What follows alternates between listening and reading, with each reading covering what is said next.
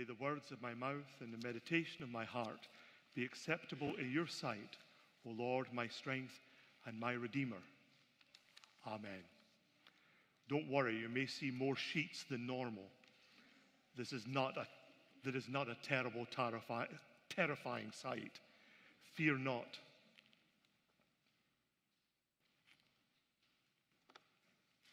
So you may remember that time after time I've mentioned in sermons that the older I get, the more I discover that my mum and dad knew what they were talking about.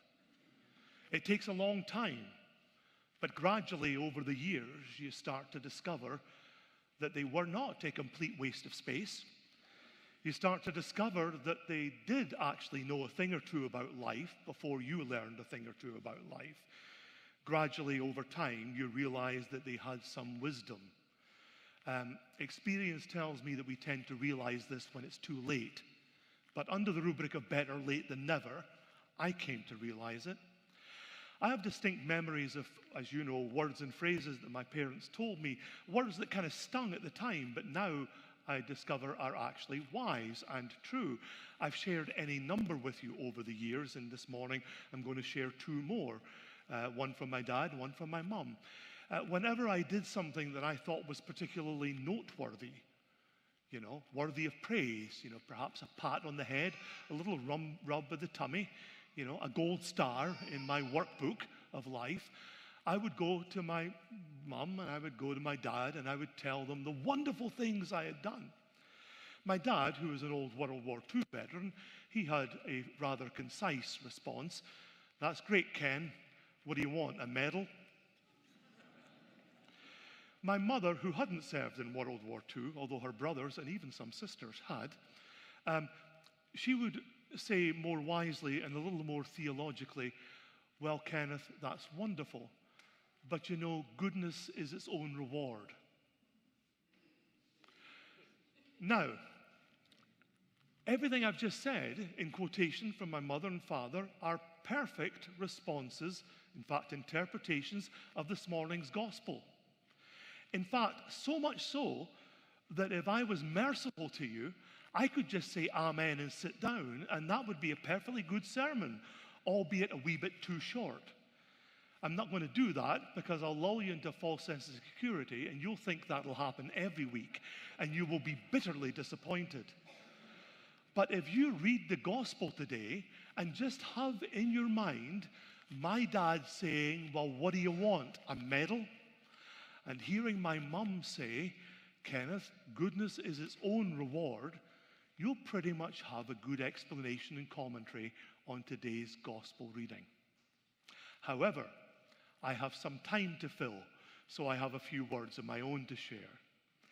And I thought, this is such a well-known gospel text, the mustard seed. Admittedly, in our minds, we tend to remember other versions of it better than Luke's, but here it is. So what can I say that you might not have noticed before? I've got a few little points. The first one is, bless you, the first one is, obviously the disciples, and by disciples, Luke at this point means the 12. The 12 at this point apparently don't even have faith the size of a mustard seed. You would think that would be obvious, but we don't often think of it when we encounter the text. We hear Jesus say, "Oh, believe me, if you had faith the size of the mustard seed, you could say to this mulberry tree," or in Matthew's version, you could say to a mountain, "Go plant yourself in the sea." Incidentally, Matthew is probably the more accurate here, because planting a mulberry tree in the ocean has no sense at all. Whereas even some early versions of Luke's gospel have, you could say to the mountain, "Move from there into the sea." So from the highest point to sea level, the lowest point by definition, that makes a little more sense as a rhetorical device. So most scholars think Luke's got it wrong here, or at least the people who copied Luke's gospel over the centuries. So we've got all that in our heads, and we just say, okay, then obviously Jesus is speaking to us. We should have a little more faith. But he's not talking to us except indirectly, powerfully, but indirectly. He's talking to the 12. He's talking to the apostles. Jesus is already on the road to Jerusalem at this point in Jesus' gospel. This is not 3 months into the job. This is not, sorry, Jesus, I just started this job and I'm learning it as I go. This is towards the end. This is like 2 and a bit or 3 and a bit years into their ministry. And Jesus is telling them, you see the mustard seed and how small it is? Your faith is even smaller than that. That's quite a smack upside the head for the 12. If they'd heard that, can you imagine the look on their face? Because they're asking a perfectly reasonable question. Jesus, you not only know it all, you are it all. Can you help us increase our faith? They're clearly implying that they think they have quite a bit and could just do with a top-up. Jesus tells them, thus far, your faith is smaller than a mustard seed.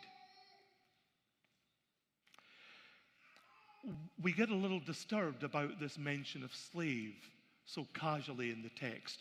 It could be translated as servant, it could be slave. A lot of servants were slaves, a lot of slaves were called servants.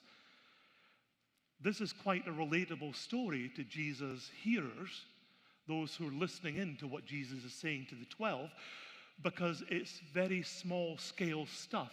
This is like a tenant farmer who only has one servant, which is why that servant works the fields by day and then serves in the house by night. This isn't a servant who concentrates on farming and the other 20 servants concentrate on tending house. This seems to be a very low-scale, small operation, as they would say, where you run a very small household on a very small piece of land, and you and your family and this servant or slave does double duty, helping in the fields and helping in the home. The rest of the explanation about this servant or slave is kind of straightforward. Remember, what do you want, Kenneth? A medal? Kenneth, goodness is its own reward. That explains itself quite nicely in the rest of the story. When Jesus says, wouldn't you instead say to the servant, serve me? That's a very particular Greek word. It's that word that sounds familiar to us who are Lutherans or Episcopalians or Roman Catholic. It's diakonia, which is where we get the word deacon from. In the Lutheran tradition, a deacon is someone who is involved in a ministry of word and service rather than a ministry of word and sacrament. In the early church, the apostolic era, when the church was being run and administered by the apostles, before the apostles died and we went into the era of the church fathers, the patristic era. At the time of the apostles discovered that there was no time for them to preach and proclaim the gospel while serving the physical and spiritual needs of the community. And so in the book of Acts, we see that the apostles laid hands on, ordained, consecrated deacons so that the apostles could preach and teach and the deacons could serve. And this hands-on service is what Jesus is talking about in this story, in this little sermonette today. Wouldn't you instead say to the servant, serve me? And that word diakonia rings through it. The early church might have understood it just as service, but by the time the early church gets into the apostolic and patristic period, they would hear it like we hear it, a ministry of service and of care and tending to the needs, spiritual, physical, emotional needs of that little flock of followers of Jesus who still need served to this day. God bless deacons. God bless all of the diakonia. There is a word here where Jesus says, instead, say, I am, and I can't remember how this translation puts it. I am useless is one way that it's often described. Say, I am worthless. That's not a really great translation of the Greek. First of all, it doesn't really translate as literally say, but learn to say. And it's not worthless, because clearly in the story the slave is doing a bang-up job. The servant is serving. It's simply being used as a rhetorical device against the homeowner, against the minute faith of the apostles. So it's clearly not useless. So it's not say, I am useless, but learn to say, I am unworthy. And that's a pretty good task for us. Because I can't be the only person in this room today who has an enormous ego. I mean, I can't be the only person in this room that's full of themselves.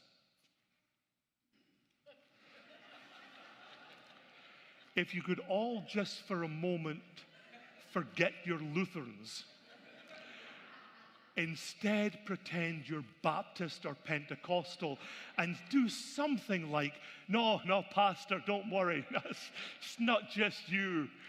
There's two others. No. Pride cometh before the fall. Those whom the gods would destroy, they first build up. Egos exist only to humiliate us and humble us. To learn to say, not to say, Jesus says, learn to say. Learn to say, I am not all that. Learn to say, this is not all about me. Learn to say, I am not the be-all and end-all. Learn to say, I am not the center of the universe. Learn to say, God is God, and I am unworthy. And in that moment of unworthiness, although, then you look at the cross and discover, yikes, even when I was unworthy, apparently I was worth that. Although I was unworthy, clearly Jesus loved me enough to die for me. And then lastly, a phrase that's, we were only doing what we ought to have done. We were only doing what we were told to do. Those of you who served in the military will love the literal translation of the Greek in that moment. Because what that Greek actually says in its most undiluted form is we were only carrying out the orders we were given. And every gospel has a theme running through it. You don't really notice it so much when you and I sort of schlep our way through the Gospels in bite-sized pieces every Sunday. But when you read it all together, or read some scholars who try and flesh out what the point, the overarching point, the sort of the thrust, the direction of each Gospel writer. For Luke, here's what one scholar says. Luke's Gospel diluted down says this, that we are called to proclaim God's merciful love to all humanity. That's the particular theme and thrust and direction and focus of Luke's gospel. To proclaim God's merciful love to all humanity. That's what we're ordered to do. So it's not that, I was just obeying orders. No, it's I obeyed the orders I was given to proclaim God's merciful love to all humanity. Why is that so important? Many of you will remember the name Thomas Merton, who died in a freak accident some 53 or 4 years ago now. Yeah, maybe 55 years ago now. Thomas Merton was a Catholic priest, a monk, a former Trappist monk, the most sort of rigorous, removed form of Roman Catholic monasticism, and great writer. There's a wonderful quotation that's finding new life these days. It comes from a book he wrote in 1972, New Seeds of Contemplation. And to explain this quote, I just need to take a minute to explain what's said around this quote. Because when you look at quotations on the internet, it's always good to look them up so that you find out, is the quote actually accurate? Does it come from who it's said to come from? And in what context is it said? And later today, I'll put onto Facebook this quote but then as a meme, but then I'll also put into the text of the Facebook post the longer quotation. Because Thomas Merton is saying here that Jesus dies on the cross as a sacrifice for us in the face of the violence of the world. Not necessarily just to satisfy some bloodthirsty God, the Father in heaven, but to say, look, when you stand up for love and peace and righteousness, the world will do this to you because the world doesn't want to hear about love. You will be controversial if you show love, if you are kind, if you're humble, if you're self-sacrificial. The world will try and make mincemeat out of you.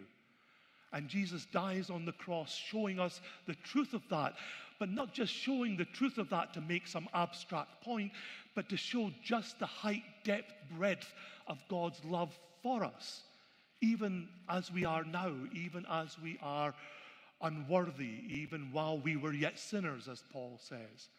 And that's in stark contrast because Christ is dying on the cross, showing you the difference between the love of God and what Merton calls the hate gods. Because Merton says the hate gods for all eternity have demanded the blood and the flesh of human beings. And as Jesus gives his blood and flesh, he annihilates the blood gods and shows what love and grace and mercy looks like. And then Merton delivers this zinger with which I close. It is easier to serve the hate gods because they thrive on the worship of collective fanaticism. To serve the hate gods, one only has to be blinded by collective passion. To serve the God of love, one must be free. One must face the terrible responsibility of the decision to love in spite of all unworthiness, whether in oneself or in one's neighbor. Amen.